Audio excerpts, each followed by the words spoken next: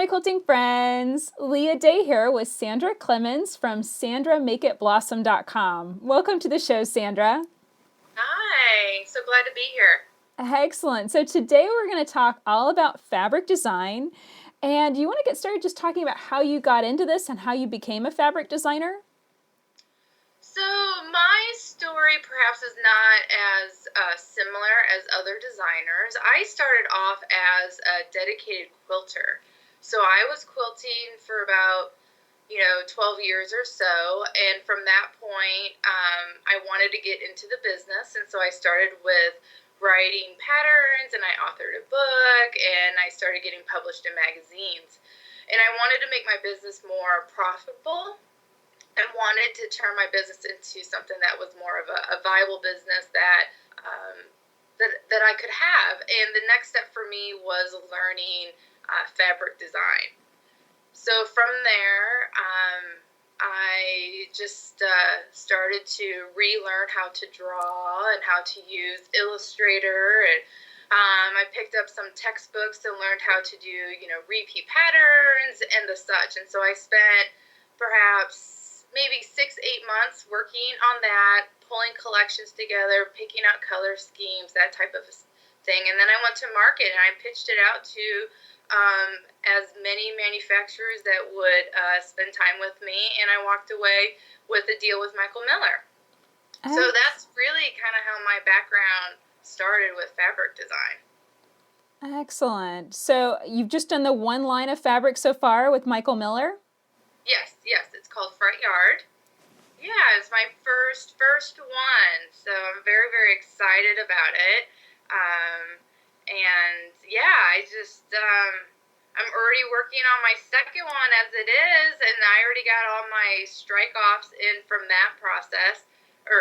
So it's interesting. You're promoting your current line while you're already working on your next one. So I feel very green in this process, but I'm learning and I'm learning quickly, and I feel like I have a certain edge, if you will, than perhaps some other designers, because I do come from, I feel like I'm a quilter. I feel like, I'm someone who got into quilting because I loved it, and that's how I grew from there. Excellent. And you mentioned the word strike-offs, and some people might not even know what that means. So can you kind of take us step by step through the process, like, from sketching to Illustrator to, working with the company, the whole 9 yards? I'm sure everybody'd like to know more about it. Okay. Let me try my best. This is only my second round. So,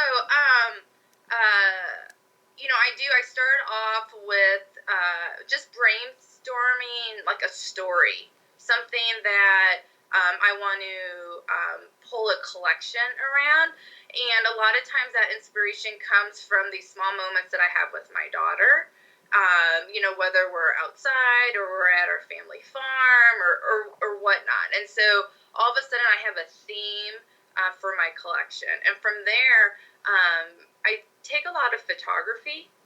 So that's, some of my background. And so I'll start with photography, and I'll start with some sketching. I really like the hand-drawn look that's on fabric.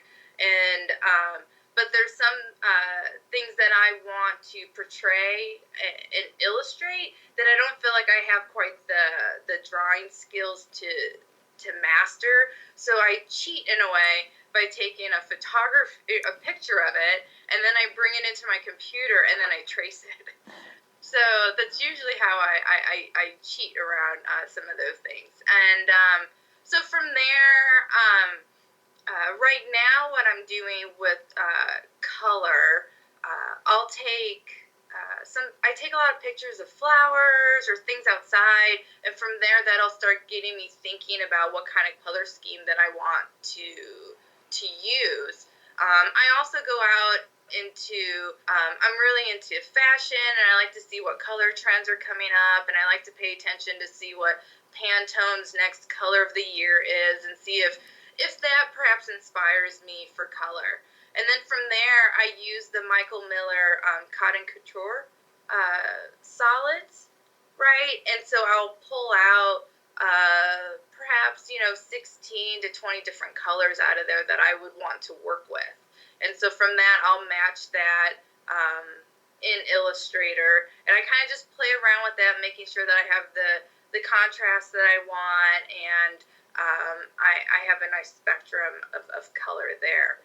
And so, yeah, so then from my drawings and then my photographs, I just bring them into Illustrator. I mostly work in Illustrator, and that's where I'll color the art, I'll repeat the art, and that type of a thing. And so I'll come with, so like the first go with Michael Miller, I had a huge binder, and I probably had, I don't know, 250 designs in there. I mean, I just had a ton. And, I was just really seeking to be a fabric designer, so I just put like a bunch of stuff in there. And so they picked through that, and that's what came for my first collection. So now with my second collection, I came up with maybe, I think it was like 15 designs that I sent off to the art department, and then we work with those to bring it down to about 8 or 9 different art pieces that we're going to color. And then we'll work together, and that at the same time I'll pitch what colors I want to use, and then we'll work together and collaborate on, knowledge that they have about color, and pulling collections together, and then also my vision of how, I want to see my collection, because I come from a vision of seeing it pulled together in a quilt. And so then from there, we'll agree on the colors, and we'll agree on the number of designs we're going with, and then they send that over to get strike-offs. And so strike-offs it's like the best part of the process, because that's when you finally see your art printed on fabric. And so this is just like a draft. You get like the small little swatch that you look at, and you review that just to make sure that you're happy with color and the way that it printed and that type of stuff. So then you collaborate again with me. I collaborate with Michael Miller and give feedback, and then they go, and then if there's not a lot of comments, then they'll go to printing. So that's really, really exciting. So that's pretty much my process. I don't know if I was thorough enough, but that's what I know for right now, going in my second collection. So I hope that's helpful for people.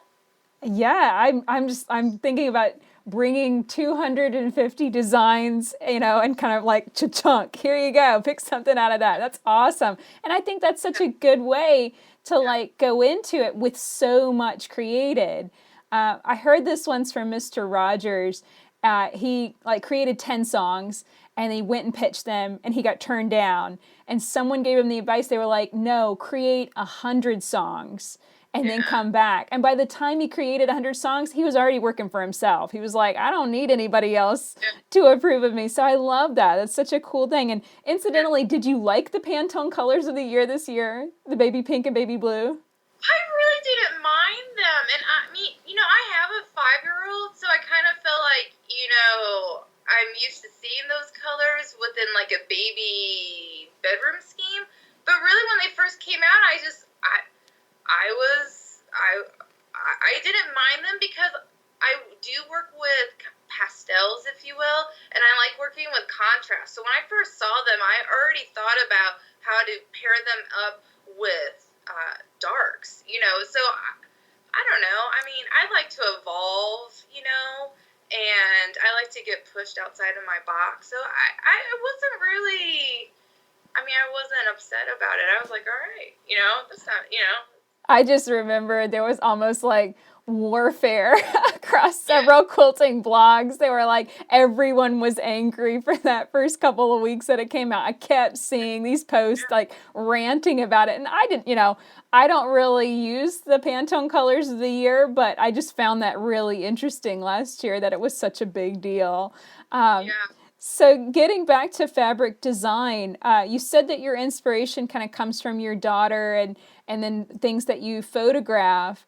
This new line that you're working on, what was the inspiration for it, if you can share that? I don't know how much you can share about your new line that's not even come out yet. Yeah, I mean, well, I would say nearly every 4th of July, we go to my husband's family farm for the weekend. And so, it's a farm in Southwest Missouri, and, it's just slow pace. I live in Denver, and everything's just, the hustle and bustle, and just, getting your kid to one place to another, and so to go to the farm is just a different experience. And for me, having a daughter there, perhaps just the slower pace of it has me appreciating the environment more. Meaning that I'm very much a busybody. I always like to be doing something. I always like to be multitasking.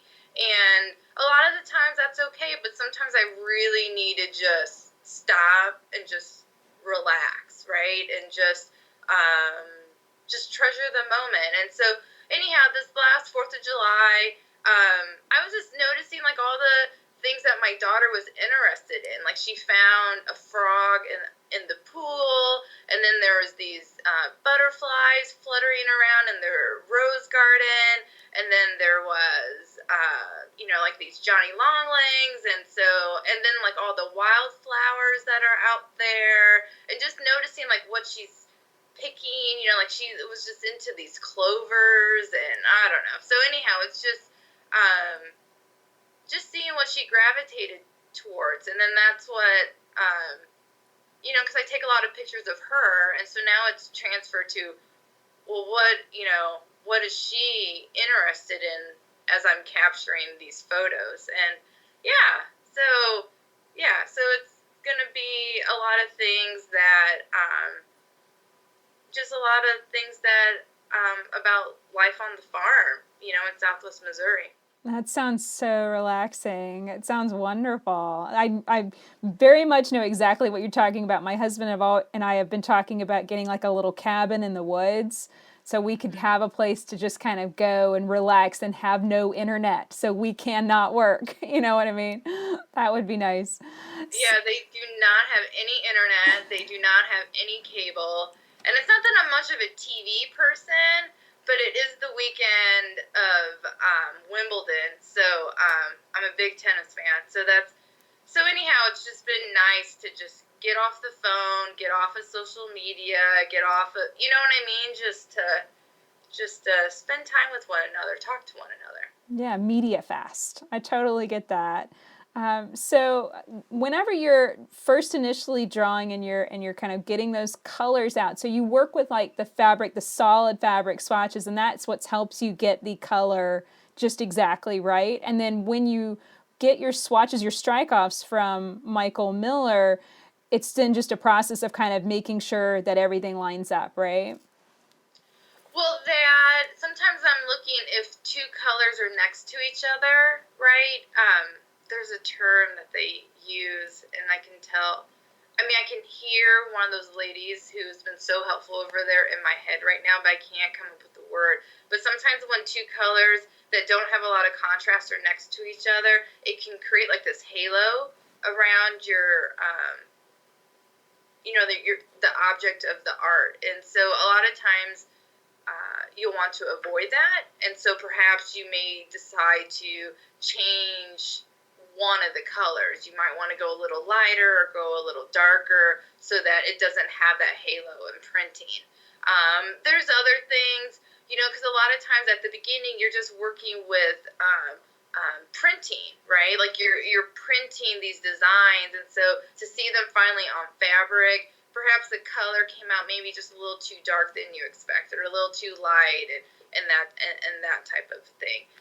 But at that point, they've already etched the design for printing, so you can't really go back and change anything in the art piece. Like if you're like, whoa, now that I see it, maybe I don't like, how that leaf overlaps that flower. They're going to be like, you're just going to have to live with it because we already paid money for to get those plates printed for you. So I believe they can change the repeat pattern, if you will.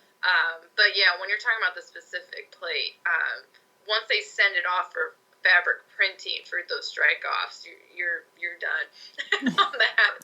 So, but yeah, it's very fun, and I enjoy it, and there's still a lot for me to learn, and the folks at Michael Miller have just been very patient with me as I'm learning the process and the ins and out of fabric printing. So it's been very exciting.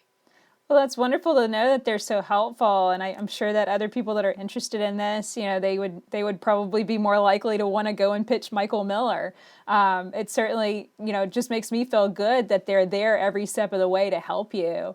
So, talking as far as the process, about how long does it take? So, if you were drawing something around 4th of July and you submitted your designs, the back and forth, about how long does it take to even see the fabric in like bolt form, ready to sell on the shelf? So it's kind of a difficult question, meaning I think every designer has a different time period in terms of how they're going to draw and design their fabric collection. From Michael Miller's point of view, they have a deadline for me to submit at that point. So I have to plan ahead of that. So if I want to take, 6 months, I just have to anticipate that I have this deadline coming through. They do send like a month reminder out, so like a month before. So perhaps there's some designers who can just, knock one out in a week. I'm not sure. I'm clearly not at that level, but I do take a lot of time. Like, for example, my second collection, I had been thinking and pondering, and I have been practicing my sketches and my sketchbook, and so I had been pondering it for quite some time, and it was due, I want to say, just a few weeks before Quilt Market. So, yeah, I guess I'm kind of brainstorming, drawing. I probably take about 6 months to pull all my thoughts together. And then when I start pulling into Illustrator, at that point, I already know what colors I want to work with. I probably take maybe like a month there, but I'm not rushing at this point. I just want to enjoy taking the time so that I can get something out there that I really love and that makes a lot of sense, not only for me, but also for quilting. That's been one of my things, is that with a lot of fabric collections, you may not see a whole lot of contrast within the main colors that they picked within the collection, and I really want to see some contrast because I like contrast in my quilts, and so that's something that I really want to focus on, is making sure that I have that level of contrast in my collection. So anyhow, so once it goes to Michael Miller,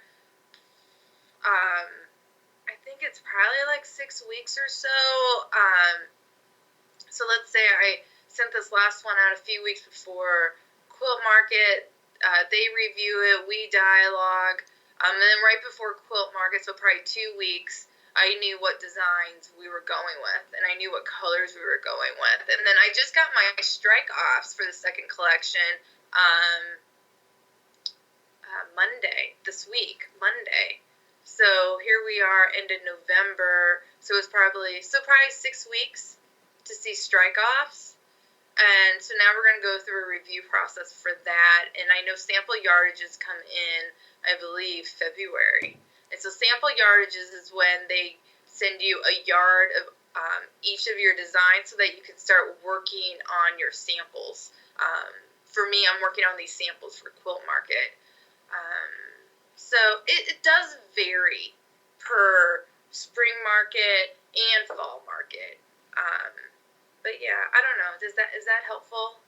Yeah. Not very clear, is it? No, absolutely. It's very, very helpful. And especially understanding the work behind it, because it does sound like a lot of work. And then, not just designing the fabric, then you've got to go to market too and put together a booth. Do you want to talk about that? Yeah, I did my first booth, and I did hard walls, and so I do know a little bit about woodworking. My dad would be so proud of me. And so, yeah, I built 10 panels that I basically pieced together for a 10 by 10 booth space, and I took a corner space. I paid for a corner space rather than inside because I had less panels, less walls to deal with, right? So, yeah, so I started working on that in the summer, just anticipating that I wanted to get my hard walls done before my sample yardages came in, and yeah, I just built that out in my garage. I have some photos of the building process out on my Instagram feed, so you have to search for those out there, and then yeah, that was quite an experience, and then we had to make sure that they measured in size so it could fit into a vehicle. And so my husband and I rented, was it a Yukon? Huge monster of a car. And we loaded that thing up with these walls and everything I needed for the booth. And then we drove 16 hours to Houston to set it up. And yeah, it was quite an experience for us. But it was definitely, there's a lot of memories tied to it because it was the first time my husband and I had spent 8 days together without child. So we had done like a night or two, but this was 8 days without child. So it was nice, and it was nice for him to see and meet people within the industry and understand more in detail what I'm trying to do. So, but yeah, the booth, man. There was quite a few trips to IKEA and sizing and making sure it could fit in the car, and yeah, and yeah, I'm saving it for the next market for St. Louis, but I'm thinking about pitching it after that. I mean, I don't know. It's quite a beast to haul around. And but it looks nice, right? Like hard walls look a lot nicer. Some people choose to do curtains, or they choose to rent out off to like Home Depot and do core board or foam board, insulation boards, and then they just pitch it at the end. I don't know. I just felt like I had to do hard walls, and we'll see how long I'll haul that thing, keep that thing tied to me. I think St. Louis will be the last one, and I'll have to figure out another process. So you built the hard walls and you decorated your booth and you had to pay for your booth too. And so all of these are expenses that are coming with the fabric launch. Did you have to do all of these things, or were these things that you wanted to do? So for the first collection, I did want to do it. There is, and let me back up, Michael Miller does pay half of the expense for the booth, so that's nice. I know not every fabric manufacturer does that, so they do pay half. I did want to go big. I wanted to make a presence at market, and I just thought that perhaps the extra level of detail perhaps would just have me stand out a little bit more, perhaps. But yeah, so yeah, Michael Miller pays for half of that cost. But in terms of building it, putting it all together, the time, that was all on me. Do I sense some pressure perhaps from Michael Miller to do a booth? The lady I worked with before, she didn't really push me one way or another, though if I wasn't going to do a booth, they weren't going to have space in their booth for me to showcase my collection. So you see what I'm saying? So if you wanted your collection shown, like on a wall with samples, you'd have to get a booth.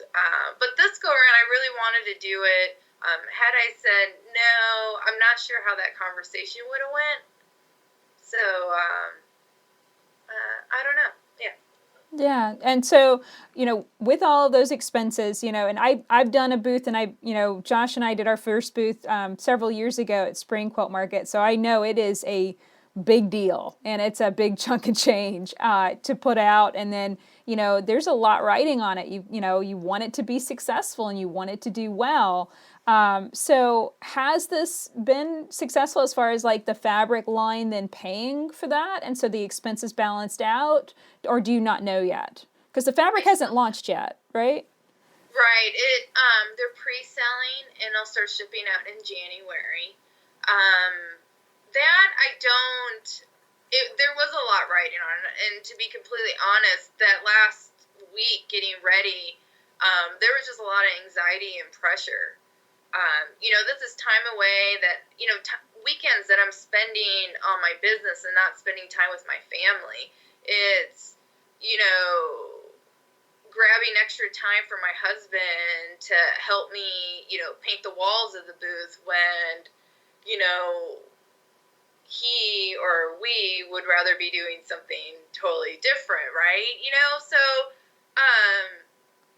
So yeah, that last week before market, I had a lot of anxiety, and some of my friends within the industry were very patient with me. Just to how do you anticipate sales? How do you process sales? Because on top of the booth, I wanted to sell my own patterns as well, and I wanted to pre-sell my second book called Simple Patchwork. And so it's like, how do you plan for that? How much inventory do you bring? What are these shop owners expecting, in terms of how prepared you are to be there? And because you're trying to make up your cost for the booth, the cost of getting down there, the cost of staying there, and just building out the booth. For me, I really wanted to reach break even, and the verdict is still out for that. But it's my first one, and you got to start somewhere, right? And hopefully, it's a different conversation. When I'm in my second collection, a different conversation when I move to my third collection, and so forth. So yeah, it sounds like definitely a building process, so that each collection kind of builds on itself. And from what I understand, it's kind of collections can kind of come in, and then they're almost like books. They can go out of print. Do you know how long your collections will stay in print? As long as they have inventory for it, from what I understand. And that's an interesting question, because not every fabric manufacturer perhaps works that way. I chose Michael Miller because they do have a longer shelf life in terms of the collections that they have. There are other manufacturers where it's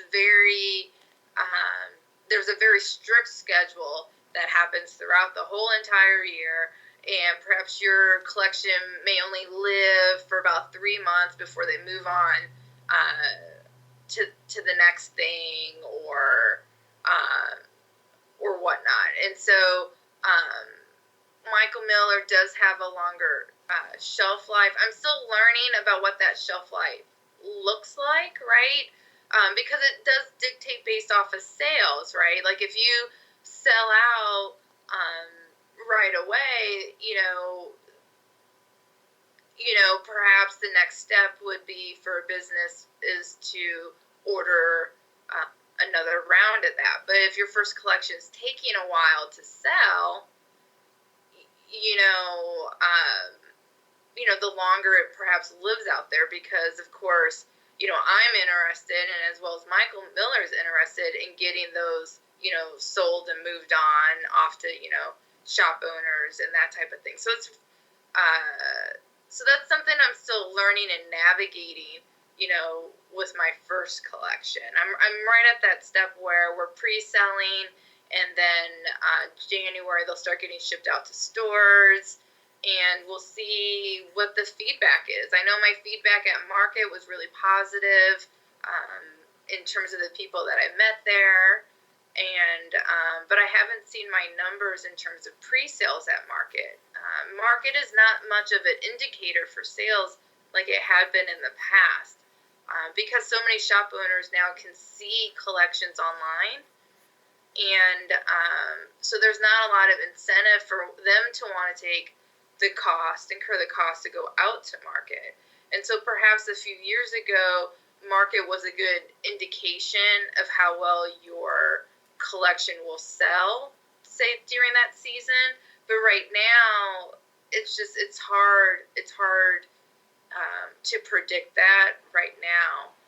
But I am really curious about what my numbers are. And I did follow up last week, and they're still collecting their data together. So soon I should see what that looks like. Yeah, and it's such a cute line of fabric. We'll make sure to include some pictures. If you can share some pictures with us, we'll put it in the show notes so people can come and see it. And I've got the quilt block that I've shared in a video yesterday. And so if anyone wants to see the quilt block that you sent me and I quilted, they can check out the Free Motion Quilting Project blog and see that. So I know that it was a really fun collaboration project, and I just love the fabric that was included. They were really cute. So you mentioned writing a book. So you want to tell us about that? This is your second book? Yeah, so I have a second book that I'm self-publishing called Simple Patchwork, and the book is 9 blocks done in 3 different sizes on a large scale. So it comes in a 12-inch, 24-inch, and a 20-inch size block. Right now, I'm just seeing a lot of trends out there for sampler quilts, but when you look at these sampler quilts, you're either having to make 100 blocks at 6 inches. So the idea behind this book is about getting that sampler look without investing the time. I believe it's a quilt that you can get done over a weekend.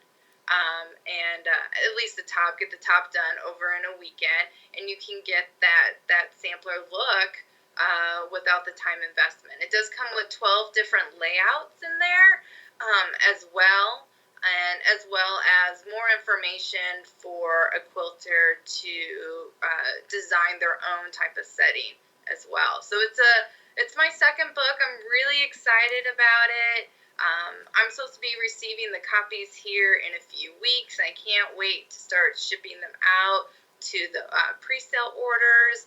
And it was an interesting process, but I like having the control over book publishing. And that's another venture that I got into this year, and I'm still learning about that. And I'm very, very excited about it. Yeah, when our very first episode of this podcast was about self-publishing versus traditional publishing. So, was your first book traditionally published or self-published too? It was traditionally published. It was published through C&T Publishing, and so the people there, it was great. It's just that it was surprising how much work the author really has to put into it, as well as the promotional side of it.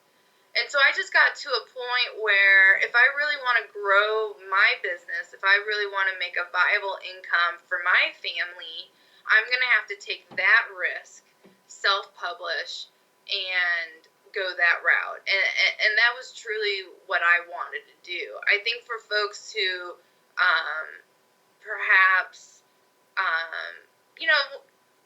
for me, like, I already knew a little bit about page layout. I can do photography, that type of stuff, right? And so that wasn't scary for me to just pull all that together. And I think for some, that might be. Also, you're paying into, well, I shouldn't say paying into, but you're still engaging. When you engage with a major publisher like that, you are open to their distribution chain, which perhaps could help your sales. Whereas when you're self-publishing, that's something you have to generate on your own. And so that's something I'm working on right now, building those relationships, getting in front of people, getting book reviews, that type of a thing. But, really, I felt like a lot of that stuff I was already doing for my first book. So we'll see. We'll see where it goes. Yeah, and just share the titles of your book, your first and second book.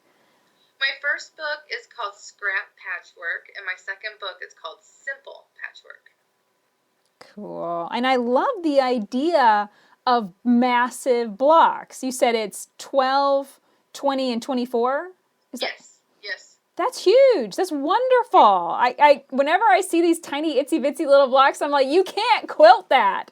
You know what I mean? But something big, you can actually Yeah, manage to get in there and put some quilting designs and stuff and have some yeah. fun with it. Awesome.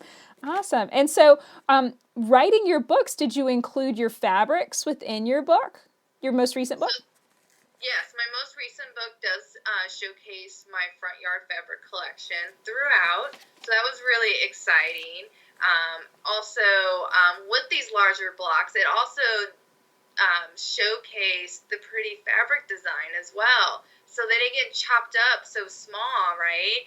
When you're looking at these larger blocks, you might have like a 4 or 6 inch square. And so it does a really nice job of showcasing that fabric design on there. So that was really exciting to play with, and play with the design in terms of quilting on it too. So it was fun. Yeah, I enjoyed it. Yeah, and I love that, to me, that is a perfect way of kind of cross promoting two things so that you have the fabric line and that's one way you're making money. And then you've got the book and that's another way of making money. When someone sees the book and they like that fabric, they're going to want to buy the fabric to make that quilt from the book. I mean, it all makes sense to me. Yeah. Yeah. Yeah. I think that's a really nice synergistic way of kind of bringing those things together. So, you also have some sewing patterns that I saw on your site. They're really cute, like a lot of like little kid sewing patterns for like dresses and stuff. So, can you talk about? You want to talk about the process of designing those patterns too? Yeah, so my mom is a seamstress, and so that's how I actually got into sewing when I was younger. Was watching her make us clothes and Halloween costumes and dance and that type of thing.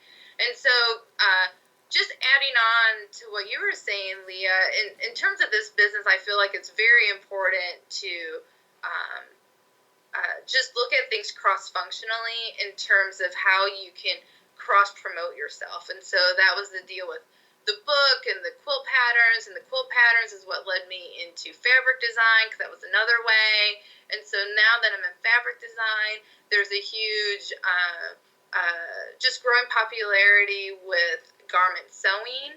And so that was something that I knew about. And so I wanted to get just some basics out there, something that was quick and easy. The audience, the focus of this was having these patterns in indie quilt shops. So perhaps a quilter who is, say, a beginner garment sewer. So something kind of quick and easy. And so, yeah, I just designed a few staples out there. I knew like I wanted a basic tank, and I wanted it with a razor back opening in the back. And from there, I just drafted it on my size. And, you sew some samples out. And so I just got some cheap fabric over at, Joann's, to just, because these are just, things that you're just working with. I'm working with muslin. And then, you work on fit, and, you put your measurements together, and then I pulled it into Illustrator, and then I manually graded each one of those. I didn't use a fancy system in terms of grading. I just wanted to make sure my curves looked good. I wanted to make sure my darts were exactly in the right spots for the different sizes, et cetera, et cetera. And then had some, folks test those out for me, and then pulled it all together into a pretty little package. What's different about my garment patterns is that I do use photography to illustrate the steps. So rather than trying to figure out what someone's drawing means in terms of, how to finish a neckline, I'm actually showing live photos of what that would look like. So I hope that's really helpful for people to see what they need to do to construct the garment. And so right now, yes, I do have a few lady patterns out there. I have a blouse and a cute little dress, and I have a little girl's dress I call Tulip with tulip sleeves. I really love tulip sleeves, so I had to do that for her. And I have this fun cape for girls. Um, Probably for, I think you could do it for boys, perhaps. It's just that I used my front yard fabric in it, and I bound it with pink, and it's really cute. And it's a paper piece, little triangle that kind of trims the edges, so it makes it really fun for kids to play in. And yeah, I'm hoping that that's something that people like. If people really like that side of me in terms of design, that's something that I would really like to spend more time in and build another collection of patterns as well. But yeah, I'm just seeing what this first season is going to look like, and I classify my seasons in terms of each fabric collection. So when Front Yard starts shipping out in January, I'll be able to just see what all these pieces I like to use data to tell me what people like. And if that's something that people like, I would love to do some more in that arena. Excellent, excellent. And it sounds like you've got kind of a lot of different things going on, but it's kind of all kind of coming together and flowing around the fabric, and that seems to really work for you. So you feel the same way, like you're not feeling completely overwhelmed by 50 million balls in the air, right? Well, this first year I did, right? Because, I wanted to get, I had to learn how to self-publish. So that was a whole new process, right? Like, who am I going to print with? What are, bidding out, that type of thing, right? Like, and so that was a whole new process. Then I was learning how to be a fabric designer. How do I collaborate and work with Michael Miller? What's Michael Miller expecting out of me? Right, so that was a whole other learning curve. And then with the garments, for me it was like, how am I going to print on wide format printing? Like, is that something? Do I want to take the risk of getting 2,000 copies of it so I can print overseas, or do I want to print in the United States and manage my inventory at a much lower level, or say on demand, but pay, 3 times the cost, right? And then, you're learning about pricing, how am I going to price my book and my garment pattern, and all of these things are decisions that had to be made, as well as building a booth, getting ready for Quilt Market, right? So things have calmed down. Like, after the first market, it was like a breath of fresh air. Like, my booth's done. I've already self-published a book. I've learned all of these things in my first year, and now I can use all that information, continue to grow, and it won't feel like I'm starting from scratch. So yeah, it did feel like I had a lot of balls up in the air, but the outlook is good, and I'm learning and I'm growing, and I feel like I can only get better, better as a businesswoman, better as a designer, better as a publisher. So I'm just looking forward to continuing to grow.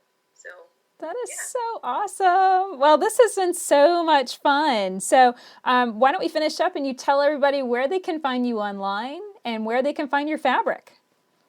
Yeah, so you can find my fabric over at michaelmillerfabrics.com. So you can find it out there. There's a drop-down menu that has my name, or you can just search for my name or Front Yard. You'll find it. It'll be very easy. My website is also sandramakeitblossom.com. There's links out to my blog, to free patterns, to all my social media outlets. Right now I'm just on Facebook, Pinterest, and Instagram. And so you can definitely link and find me that way. So if you're definitely out there in social media, though, I would love some just social media love. So if you could go out there and follow me or like me or pin me, that would mean a lot to me as I continue to grow Make It Blossom. Excellent. And this is the last question I always ask everybody. What is the thing that you are looking forward to most in the next 5 years? Most of the next business related or like Just personal? life, Just business, the whole nine yards. It's, full anything. Well, with all of this design and this work that I've been doing, it's kind of thrown up all over the house. And because of that, my daughter has been really inspired, and she's been creating her own art based off of what I just like scraps and things that are out. And so I'm just really excited to see that as I'm growing in the next 5 years, how is she going to grow as well, right? Like what awesome idea or thing is she going to come up with that none of us are thinking about today? And so I'm just, excited to see, both of us growing creativity. Yeah. So anyhow. Excellent. Well, thank you so much for being here, Sandra. I had such a good time talking with you today. Yes, it was fun. Thank you. Thank you.